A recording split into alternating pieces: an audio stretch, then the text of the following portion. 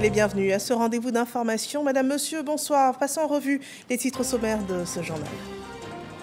L'ambassadeur des États-Unis d'Amérique reçu par le président de la République, Alassane Ouattara, ce 31 janvier au palais présidentiel. Les retombées de la coopération bilatérale soulignées, notamment la contribution au développement de la Côte d'Ivoire dans les contextes de défis sanitaires ou encore de la restructuration économique de la Côte d'Ivoire.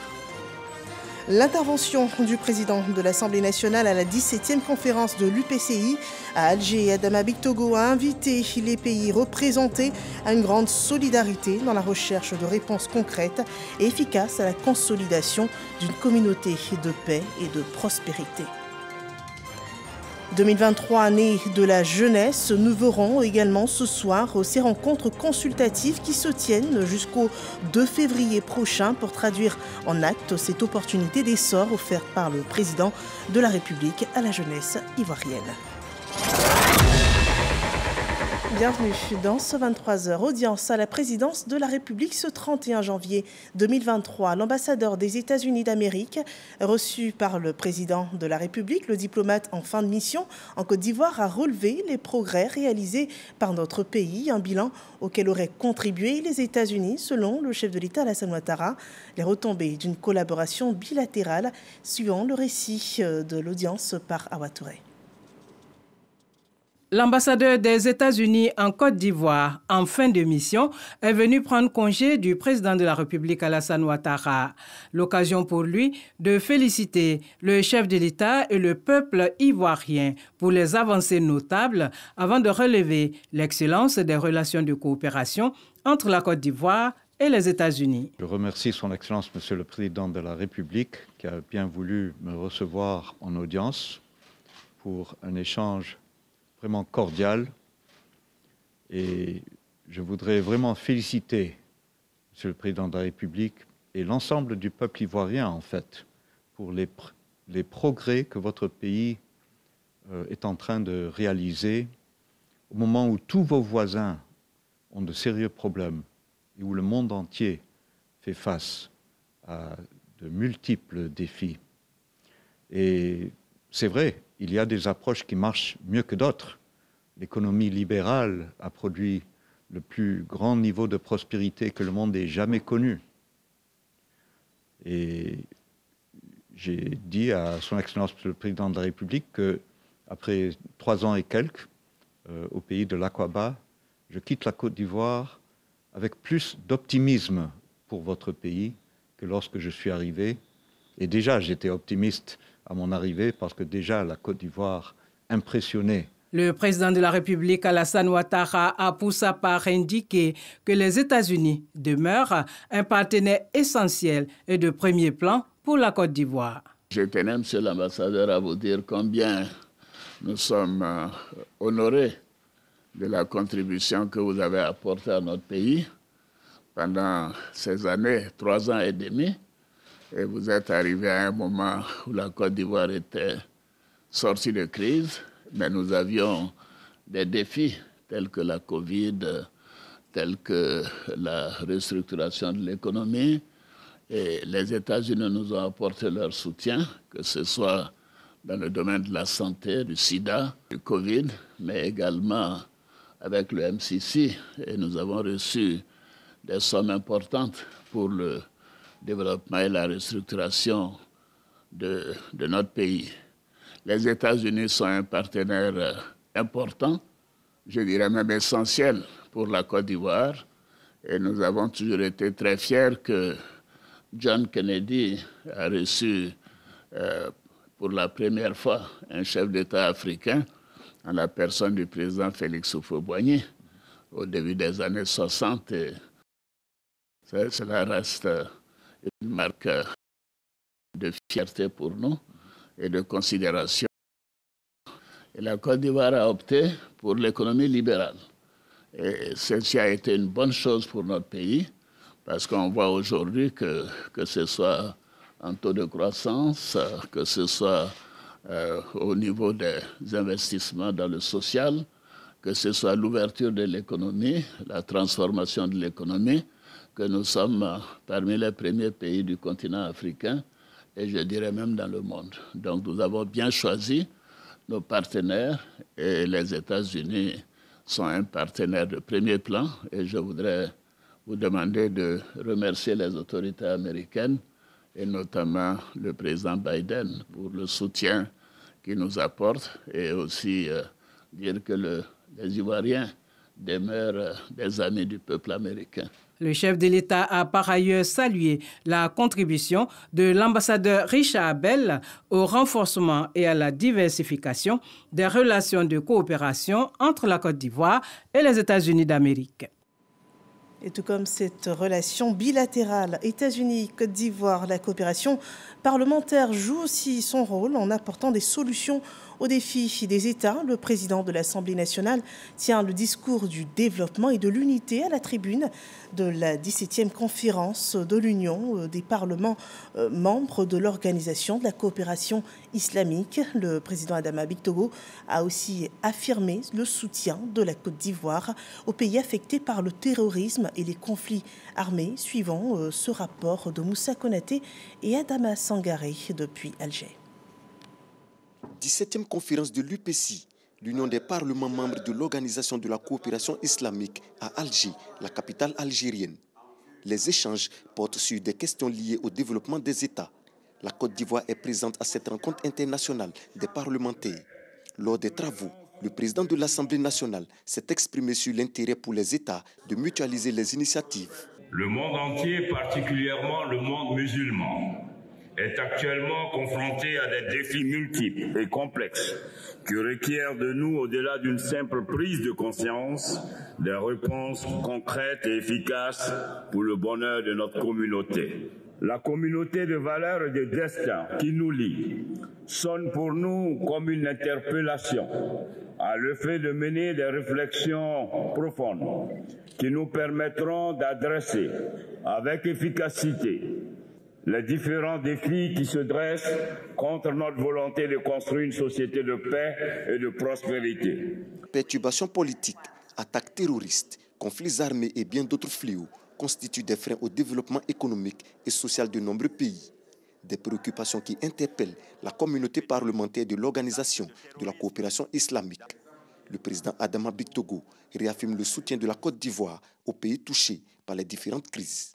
La Côte d'Ivoire soutiendra toutes les initiatives destinées à promouvoir la paix, la solidarité et la tolérance entre les nations. Elle ne ménagera aucun effort pour mettre toutes ses potentialités au service de la cohésion entre nos États membres, en empruntant la voie du dialogue rationnel et constructif, en manifestant sa solidarité avec ses frères à propos de toutes les questions cruciales et en faisant le choix de la paix, la stabilité et du développement humain durable. Le monde islamique et les défis de la modernisation et du développement, thème de la 17e conférence de l'UPC. La Côte d'Ivoire s'apprête à abriter la 18e conférence de l'institution parlementaire internationale, prévue l'année prochaine. Nous parlons de nutrition. Dans la région Afrique, le forum Dakar 2 s'est achevé sur des promesses de financement, des pactes nationaux de souveraineté alimentaire. Les programmes présentés par les pays ont été tous retenus. Le cas de la Côte d'Ivoire, un intérêt est porté sur les projets agricoles et les partenaires au développement se sont entretenus à ce sujet avec la délégation ivoirienne. On voit cela dans le compte-rendu de Mamadou Kouassi. Le pacte de la Côte d'Ivoire portant sur l'agriculture et l'alimentation intéresse bien la FAO.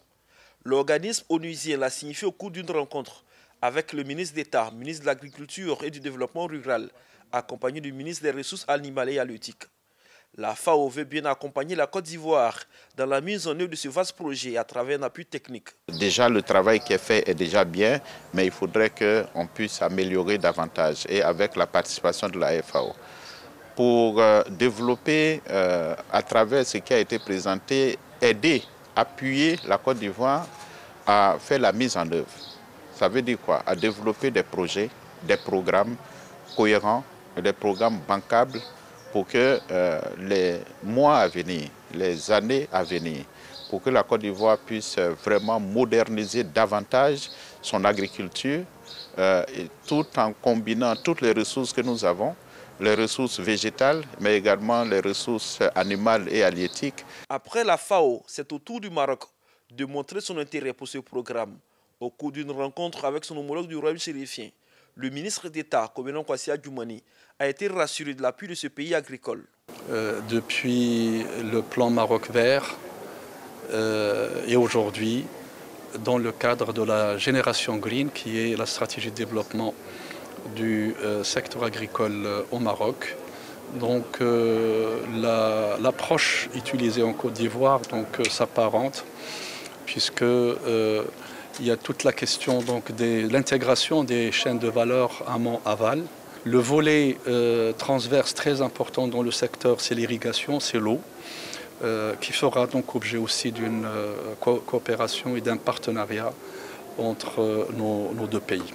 La participation du Maroc au prochain Sahara a été également abordée au cours de cette rencontre. Nous avons donné l'information à M. le ministre comme quoi notre salon va se tenir en septembre prochain.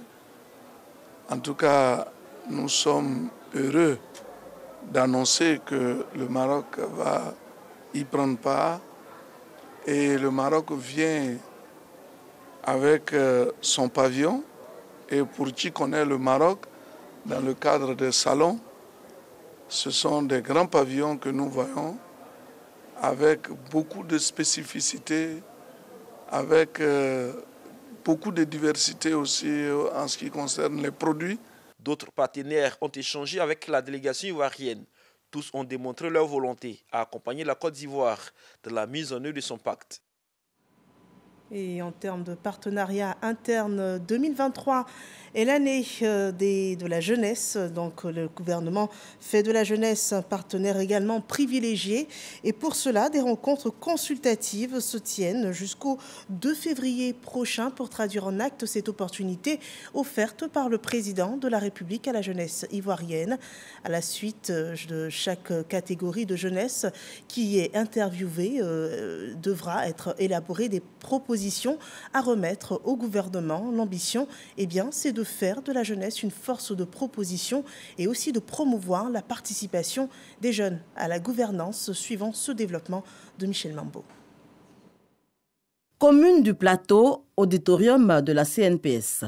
Face à la jeunesse, 4 membres du gouvernement. 2023, année de la jeunesse, pour traduire en acte la volonté du président de la République, Alassane Ouattara, les jeunes seront eux-mêmes mis à contribution. Vous devez mettre tout votre potentiel en œuvre, faire sortir tout votre savoir-faire. Et je dirais repousser vos limites pour que cette année soit votre année, comme le souhaite le président de la République. C'est l'exercice auquel nous nous livrons devrait pouvoir permettre de régler les problèmes de jeunes, de jeunesse, sans qu'on ait besoin de rentrer dans la confrontation. Et la dernière loi qui a été votée, qui demande une plus forte implication des jeunes dans les prises de décision publiques, correspond exactement à cette vision du chef de l'État. Des rencontres consultatives sur instruction du Premier ministre Patrick Achi qui ont pour but de recueillir les avis et propositions des jeunes. Nous avons réclamé longtemps que les jeunes soient aux affaires. Alors c'est un répondant à tout ce que nous avons demandé. Et donc nous avons promis au gouvernement de produire un document avec toutes les propositions de toute la communauté estudiantine et scolaire du Côte d'Ivoire. Cette initiative est noble parce que là, nous sommes avec des ministres. Nous avons l'occasion de nous exprimer. Nous avons l'occasion d'exprimer tout ce qu'on a comme difficulté pour nous qui sommes responsables d'organisations civiles. Lorsque nous allons sur le terrain, nous avons vraiment besoin d'accompagnement financier. En ce qui concerne l'éducation nationale, nous parlons aujourd'hui de digitalisation et de transformation digitale. Donc nous avons suggéré que l'éducation à la création innovante soit initiée au niveau, en tout cas du primaire, de sorte à ce que l'éclosion des talents se fasse tôt. Des propositions qui seront au terme de cette série de consultations contenues dans un document consolidé. Je suis sûr que vous allez nous rédiger, nous élaborer des documents de haut vol avec un plan normalement qui doit s'articuler autour de diagnostics et options d'appui. Et ce que je vous demande, c'est que dans vos propositions, restez assez réalistes quand même. C'est votre année. Il y a ce que le gouvernement va faire. Mais quelles sont vos initiatives pendant cette année? quel contenu vous-même en dehors du gouvernement vous donnez à l'année de la jeunesse? Quelles sont les initiatives nouvelles que vous allez faire ou en termes d'amplification de vos initiatives qui sont déjà faites pour donner du contenu donc à l'année de la jeunesse? Venez avec des propositions d'initiatives. 2023, année de la jeunesse, il s'agira pour le gouvernement d'accélérer le dispositif d'accompagnement à travers diverses actions. Le potentiel est vaste, aux jeunes de faire preuve d'inventivité afin de décrocher les financements. À présent, ce communiqué du ministère de la Communication et de l'Économie numérique qui informe les journalistes correspondants de la presse étrangère en Côte d'Ivoire que la session de l'accréditation annuelle au titre de l'année 2023 est ouverte selon l'agenda ci-dessous du 27 janvier 2023 au 6 février 2023. Le retrait de la liste des pièces à fournir à la direction du développement de l'audiovisuel et de la presse sise à la cité administrative du Haut-Plateau, Tour C, 21e étage, porte 35 du 7 février 2023 au 6 mars 2023, le dépôt des demandes d'accréditation et du 7 mars 2023 au 10 avril 2023, le traitement des demandes d'accréditation et impression des cartes et enfin le 19 avril 2023, la remise des cartes. Et pour toute information complémentaire, les concernés sont priés de joindre les contacts suivants, les 27 20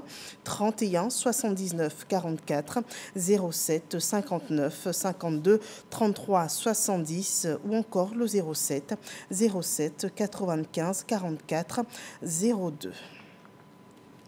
Parlons de sécurité sous-régionale à l'occasion de la 18e réunion des chefs de service et de renseignement de sécurité dénommée Initiative d'Accra. Il se tient à Abidjan une réunion de sécurité au cours de laquelle les 7 pays membres de cette initiative travailleront sur un plan d'action conjoint concernant des mesures urgentes et appropriées à la détérioration de la situation sécuritaire dans certains pays. On voit tout cela dans ce point de Walter Amadou Ouattara.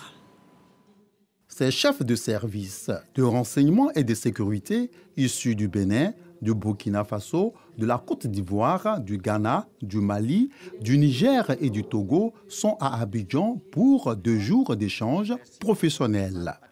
Tous des experts de l'initiative d'Accra, créée au Ghana en septembre 2017, afin de mener en synergie, entre autres, la lutte contre le terrorisme et l'extrémisme violent. Elle est dotée d'un état-major et d'un secrétariat exécutif. Nous sommes en train de former une force multinationale conjointe entre nos pays. Ce sera consacré totalement en matière de sécurité et à notre lutte contre le terrorisme. À l'ouverture des travaux, le ministre de l'Intérieur et de la Sécurité, le général de corps d'armée Vagondo Diomandé, soutenu par Amadou Koulibaly, ministre de la Communication et de l'Économie numérique, salue le choix de la Côte d'Ivoire pour abriter la rencontre. La Côte d'Ivoire se félicite de l'honneur qui lui est fait d'accueillir sur son sol une si importante activité. C'est pourquoi le président de la République, son Excellence M. Alassane Ouattara et le Premier ministre m'ont chargé de vous traduire leurs remerciements appuyés. Vous aurez à examiner la présentation et l'examen du rapport d'activité 2022 de l'initiative d'Accra. En plus des 7 pays de l'initiative d'Accra qui participent à ces travaux, se trouve le Nigeria, bénéficiant actuellement du statut d'observateur. Intéressons-nous aux couleurs 2023 du secteur des eaux et forêts en Côte d'Ivoire. Le ministre Laurent Tchagba a instruit ses agents sur les objectifs de cette année à travers les points suivants. La politique nationale pour le reboisement, celle de l'eau également, le défi de l'agroforesterie et aussi la lutte contre le trafic du bois ou encore l'orpaillage clandestin. Franck Oisio nous en dit davantage. Le cap est donné depuis avril 2022. Nommé ministre des Eaux et Forêts, Laurent Tchagba a une idée claire de sa mission et cette rencontre officielle, la première de l'année avec l'ensemble du personnel, tombe à propos pour le réaffirmer. Il s'agit d'ici à 2030 de conquérir à nouveau 20% du couvert forestier national aujourd'hui dégradé, c'est-à-dire passer de 2 à 6 millions d'hectares de forêt. Nous avons poursuivi et renforcé nos relations avec le secteur privé et les partenaires techniques pour la mise en œuvre du cadre d'action commune de l'initiative Cacao et Forêt. La signature des conventions de gestion des forêts classées et le lancement de la phase 2 du programme d'investissement forestier. Autant de chantiers pour restaurer la forêt ivoirienne à inscrire dans le cadre d'une stratégie nationale de préservation, de réhabilitation et d'extension des forêts, mais aussi de la faune et des ressources en eau. Nous allons redoubler les efforts pour que ce pan de notre activité soit une réalité et que nous puissions nous adosser sur des textes réglementaires adoptés par le gouvernement pour nous permettre d'être éloquents dans ce domaine. Parallèlement, un avant-projet de loi portant gestion de la faune est bien avancé et nous espérons que cette année, ce projet sera adopté. Le pari est grand et le monde forestier, à travers ses différents démembrements, fait profession de foi. Et pour montrer son adhésion au message, des cadeaux symboliques sont remis au ministre Laurent Tchagba par le personnel lors de cette rencontre qui s'est aussi voulue récréative. À présent, passons au dossier économie de ce mardi. Il porte sur les solutions des sciences biologiques, l'insécurité alimentaire. Les maladies des cultures agricoles sont une menace pour la biodiversité et une menace à prendre très au sérieux. Et pourtant, des alternatives existent, des alternatives de développement agricole qui peuvent tout aussi assurer une production agricole saine, suivant ce développement que fait Dangui Dangui dans ce dossier proposé ce mardi. On regarde.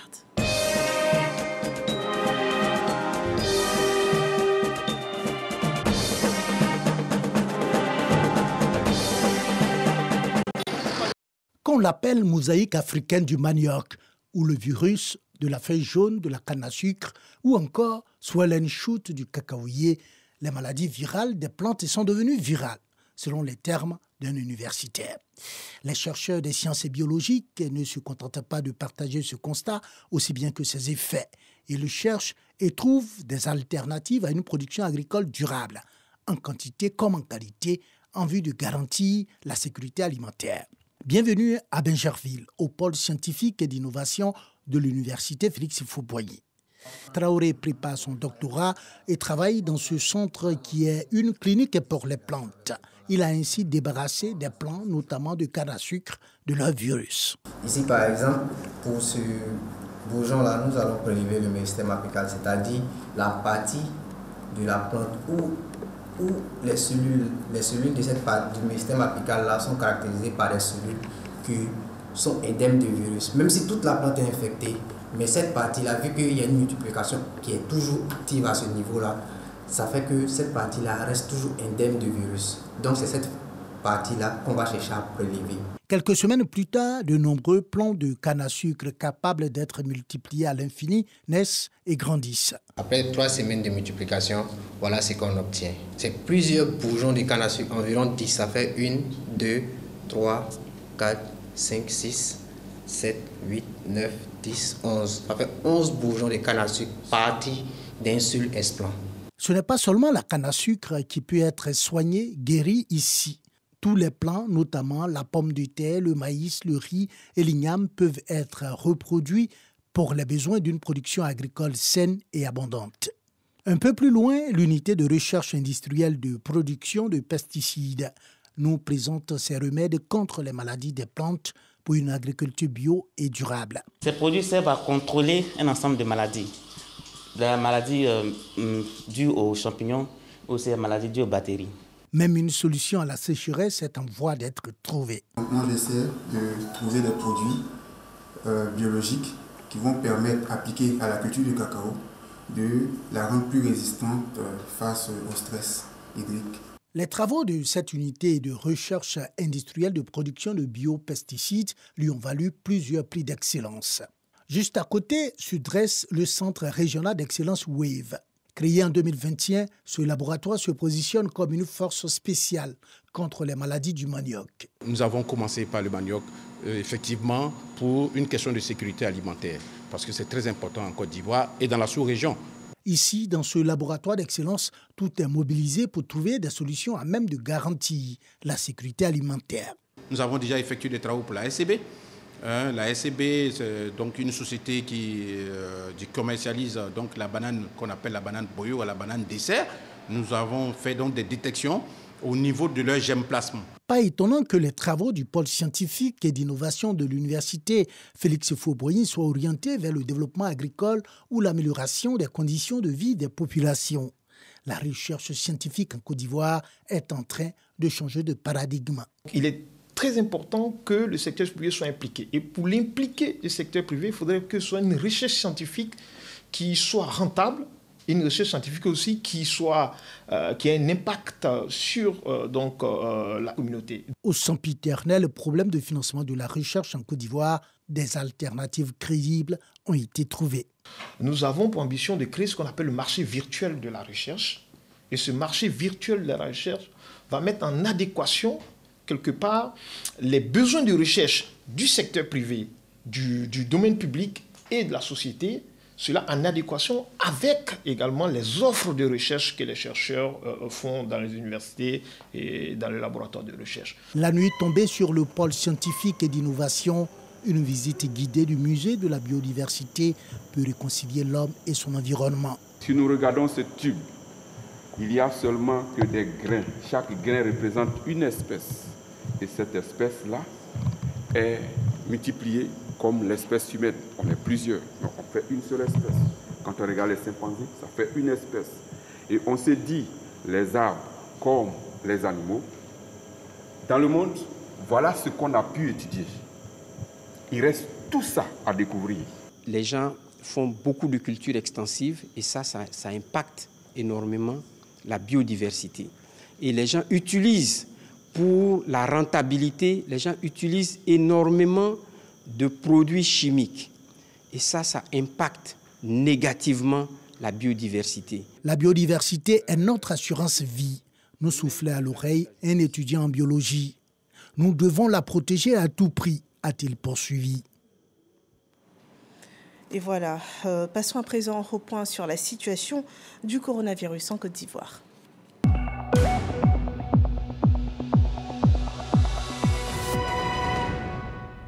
Attention, le virus circule encore. 4 nouveaux cas de Covid-19 sont annoncés pour cette journée. Sur 306 échantillons prélevés, le bilan du jour compte aussi 3 nouveaux guéris pour ce jour. 12 cas restent encore actifs et en traitement. Le pays lutte aussi contre ce virus par la vaccination massive et gratuite des populations. Et ce 31 janvier 2023, en comptant Côte d'Ivoire, 25 125 003 doses de vaccins anti-Covid administrées. Voilà, une vaccination rendue possible grâce aux partenaires à la santé, partenaires internationaux de la Côte d'Ivoire. Et ici, en interne, les politiques contribuent aussi à soulager les populations des maux qui les rongent. C'est le cas de Mamadou Ngafoua Koulibaly qui participe à soulager 3000 malades de douleurs lombaires, selon ce reportage de Soro Corona. Conséquence d'une blessure d'un muscle ou d'un ligament. La lombalgie se caractérise par une douleur souvent intense au niveau des vertèbres lombaires situées en bas du dos. Quelles sont donc les causes de cette maladie? Il y a beaucoup d'attitudes, beaucoup de gestes que nous faisons tous les jours, soit dans la vie domestique, soit dans la vie professionnelle qui déclenche les douleurs ou même qui crée la maladie. Que ce soit la façon de s'asseoir, la façon de marcher, la façon de se coucher, la façon de se lever du lit. Au centre hospitalier régional, ainsi que dans les centres de santé urbains des quartiers Koko et Petit Paris du Kourougou, près de 3500 personnes souffrant de douleurs lombaires sont dépistées et prises en charge gratuitement. J'ai eu 4 accidents. Donc avec un problème de pied, je n'arrive pas à marcher. On m'a donné une ordonnance, je suis allé prendre Médicaba gratuitement, chose de consultation gratuitement. Je suis allé faire aussi les 2 pieds, radio gratuitement. C'est la 7e édition de la lutte contre les maladies rhumatologiques organisée par la Société ivoirienne de rhumatologie.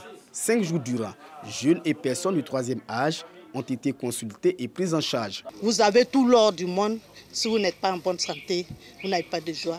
Nous disons merci au président Alassane Ouattara, parce que c'est grâce à lui. Il a pensé à Korogo. Il a choisi ce qu'il fallait. Il est mis dans une place où il peut nous aider. Il ne le fait pas pour lui, mais pour la population de Korogo. À l'origine de cette initiative, le ministre des Mines, du Pétrole et de l'Énergie, Mamadou Sangafoua Koulibaly, à travers cette opération, veut redonner le sourire à ces personnes souffrant de douleurs lombaires. Le professeur nous a édifiés par une conférence vraiment magistrale, mais à la portée de tout le monde. Comment éviter ces maladies, mais quand elles surviennent, quel comportement nous devons avoir pour soulager la douleur. Quand la maladie est installée, qu'est-ce que nous devons faire pour apprendre à vivre avec moins de douleur. Le sport, moyen de prévention et de traitement de cette pathologie, était au programme de cette semaine de sensibilisation, de dépistage et de prise en charge des personnes souffrant de douleurs lombaires. Selon l'OMS, Organisation mondiale de la santé, 4 personnes sur 5 souffriront de lombalgie commune au cours de leur vie. Et nous passons à l'actualité hors de nos frontières qui enregistre pour cette journée une visite au Congo-Kinshasa du chef de l'Église catholique romaine. Pour la 3e fois de son pontificat, le pape François se rend en Afrique, un séjour sur notre continent qui sera du 31 janvier au 5 février 2023. Pour son premier arrêt, il a choisi la République démocratique du Congo. Dans sa première prise de parole, le pape a dénoncé le colonialisme économique qui se déchaîne en Afrique. Et le pape a aussi prononcé des paroles fortes comparant le pays, donc le Congo, la RDC, et ses habitants à un diamant précieux d'une valeur inestimable. Un pays immense et plein de vie, diaphragme de l'Afrique. Il a dénoncé un génocide oublié dont souffrent le Congo et les populations de l'Est depuis plusieurs années. Et enfin, il a plaidé pour la convergence des forces pour parvenir à la paix dans ce pays.